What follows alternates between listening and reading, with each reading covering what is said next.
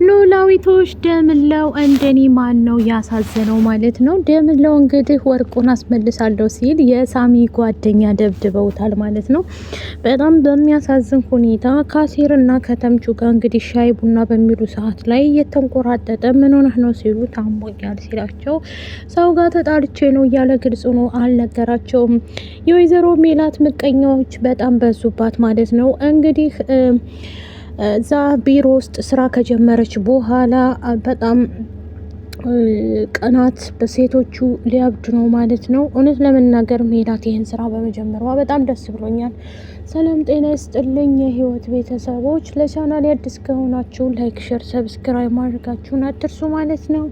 እንደተለመደው ይዘንላችሁ የመጣ ነው ኖላዊቶችን ነው ማለት ነው። የሀናና የአሲር መታረቅ ከዛም አልፎ ደግሞ ሀንዬ ከእናቷ ጋር በደስታ ፍንሽንሽ ብላለች ማለት ነው። ወይዘሮ ሜላት ጋር ታርቃ ደስ የሚል ህይወትን እየኖሩ ይገኛሉ። ያገኙም አጡም በዛችም ቢሆንም ለሀናም ጫማ ገዝታ ስትሰጣት ከዚህ በፊት ቤቷ ስላልሄደች ምክንያቱም ጫማ ገዝቼልሽ ነበር ሀንዬ ይሄ ጫማ ያንቺ ነው ብላ ትላታለች። ሀናም ደግሞ እንዴ ማየ ብር ከየት አገኘሽ እያለ ስትጠይቃትም እንዲህ ሁሌ በቃ እኔ ማላገኝ ማጣ በቃ እንደዛ ነው የምታስቡ ማለት ነው፣ ምን አለ አንዳንዴ ብታምንኝ ብላ ትላቸዋለች ማለት ነው። እሷም ግራ ስለገባት አይ እኔ እኮ እንደዛ ልላችሁ ፈልጌ አይደለም፣ እኛም ደግሞ እማዬ ማወቅ ስላለብን ነው፣ ስለዚህ ተረጋጊ እያሉ ይሏታል ማለት ነው። ሀናም ደስ ብሏት አመሰግናለሁ ብላ ከተቀበለ በኋላ እማዬ አንቺ ስራ ከጀመርሽ ጠበቃ ያስፈልግሻል ለእንትንሽ ትላታለች ማለት ነው። ምክንያቱም ወይዘሮ ሜላት የፍርድ ቤቱ ጉዳይ ገና ስለሆነ እሱ የሚከታተልልሽ አንድ ከዚህ በፊት እዚህ ቤት መጥቶ ነበረ፣ እሱ አሲር ልቆት ነው እማዬ እንዳትቆጪ ብላ ትላታለች። እናም ደግሞ አንቺ የተወሰነ ብር እስከምታገኝ ድረስ አሲር ሁሉንም ወጪ ሸፍነዋል ብላ ስትላት እንዴኔ እንዴት እንደዚህ ሊሆን ቻለ? አሲር እስከየት ያመጣል? የት አግኝቶ ብላ ትላለች ማለት ነው።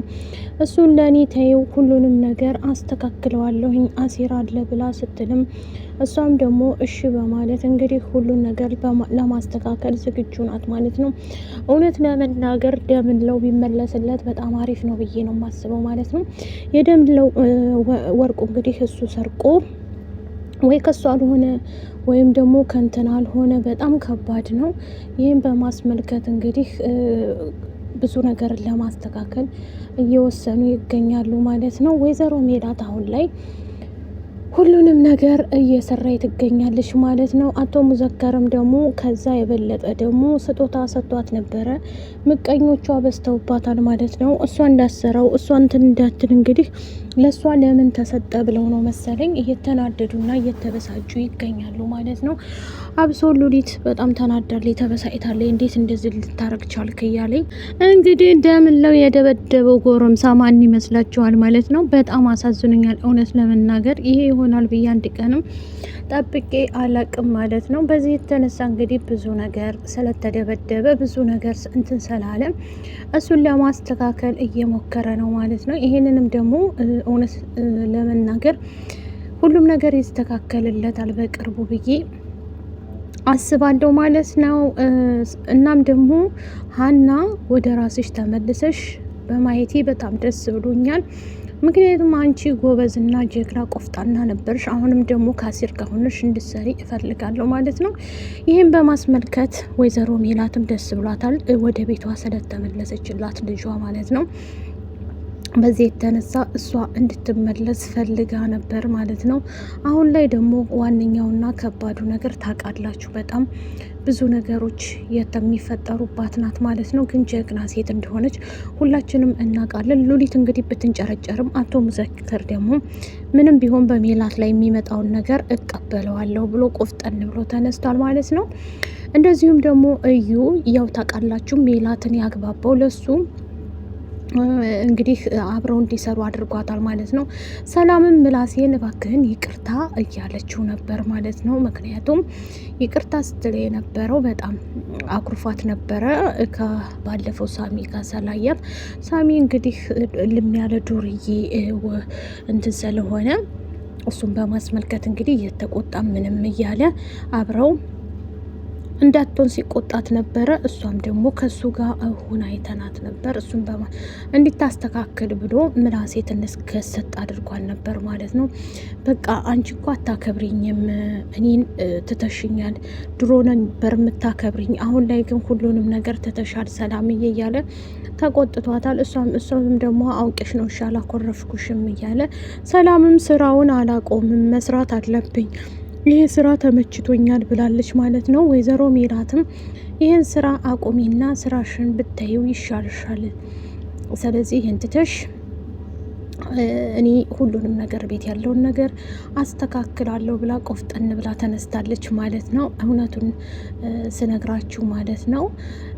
ሀናም ወደ ቤቷ በመመለሷ ደስ ብሎኛል ማለት ነው። እንደዚሁም ደግሞ ሰላምዬ መስተካከል አለብሽ ብዬ ነው የማስበው ማለት ነው። ይህም ደግሞ በቅርብ ቀን ይሆናል ብዬ አስባለሁኝ። ግን ጀግና ቆፍጣና ናት ሜላት ማለት ነው። ልጆቿን የማታስነካ በምንም ነገር የማትቀየር አቶ ምስክር እንኳ በሰጣት የትም መልኩ አልፈልግም ብላ ተናግራለች ማለት ነው። ምን ሊያደርግልኝ ነው እያለ እንትን ብላለች ማለት ነው። ይሄ ማለት ጎበዝ የሰውን ማትነካናት ሜላት ማለት ነው። እንደዚሁም ደግሞ ተምቹ ከድንብላል ጋር እንግዲህ መቀጠል ይፈልጋል ማለት ነው። ሳሚ ደበድባለሁ ሲል ሳሚ አስቀድሞ ሰው እያሯሯጠው እንደሆነ እንደዚሁም ደግሞ ተናግሮ ነበር ማለት ነው። ማናት ምንድናት ብሎ ከዛም በኋላ ያንን በማድረጉ ሳሚ ጓደኞቹን ጠርቶ ስለነበር ቶሎ ድረሱልኝ ብሎ እሱም ደግሞ ይዞ የምለው እሱን ደበድባለሁ ብሎ ይዞ ሲያበቃ ይህንኛው ደግሞ እየሮጠ መጥቶ እንግዲህ ሳያውቀው ልቀቀው እያለ ከኋላ ደንደሱም ብለው ሲመቱት ተንዘራርቶ ሲወድቅላቸው እነሱም እየሮጡ ይሄዳሉ። እሱም ደግሞ እኔ አውቃለሁ ምን እንደሚያረጉ እኔ አለቃቸውም እያሉ ይሄዳሉ ማለት ነው። ይህንን ደግሞ በማድረጋቸው አሴርና ተምቹም ደግሞ ማን ነው እኛ እናውቃቸዋለን ወይ አንተ ሰው ሀገር ላይ ለምን ትጣላለህ እያሉ አሴርም ደግሞ እንዳንድ ወንድም ወደ ሐኪም ቤት እንውሰድህ እያለ ይላል። እንደዚሁም ደግሞ እንትና ይሄ ቡትሌ ሰክሮ መጠጡን እየጠጣ መቃዠት ይጀምራል ማለት ነው። ኖላይትም ግራ ገብቶት አንተ ሰው ፋኖሴስ የተደች እያለ ሲጠይቀው እንዴ ምን ማለት ነው? ፋኖሴ እኮ የለችም ምናልባት ባለ ሱቆቹ ጋር እያወራች ይሆናል እንጂ ትመጣለች፣ ለምን ፈለካት እያለ ይለዋል ማለት ነው። አሁን ላይ ደምለውም ሆነ ወይዘሮ ሜላትም ይቅርታ ብታደርግለት እንትናም ደግሞ ድንብላልም ደስ ብሏታል። ግን አሁን በወንድሟ መመታት በጣም አሳዝኖኛል። የወይዘሮ ሜላት እቃ ተመልሶላት ይሄ ልጅ ደግሞ ነጻ ቢወጣ ጥሩ ነው ብዬ ነው የማስበው ማለት ነው። በጣም አሳዝኖኛል ይህ ሰዓት ላይ ማለት ነው። ሁሌ እሱ ለነሱ ግራ ገብቷቸዋል ማለት ነው። እየኖሩ ቢገኙም ማለት ነው። በቅርቡ ደግሞ ይስተካከልና ሁሉም ነገር አንድ ላይ ይሆናሉ ብዬ አስባለሁ። ፋኖሴ እንግዲህ መቼም ነው የምትወልደው እያለ እየጠየቀ ነው ማለት ነው ኖላዊትም ደግሞ ከፋኖሴ ጋር ጥሩ ህይወትን እየኖርኩ ነው አትረብሽም ቡችሌ እያለ ይለዋል ማለት ነው። ሀናም ወደ ቤተሰቦቿ ሄዳለች። አንተም ደግሞ ተንቀሳቀስ ወደ ቤት ብሎታል። ከወደዳችሁት ላይክ፣ ሸር፣ ሰብስክራይብ አድርጉ። ባይ ባይ።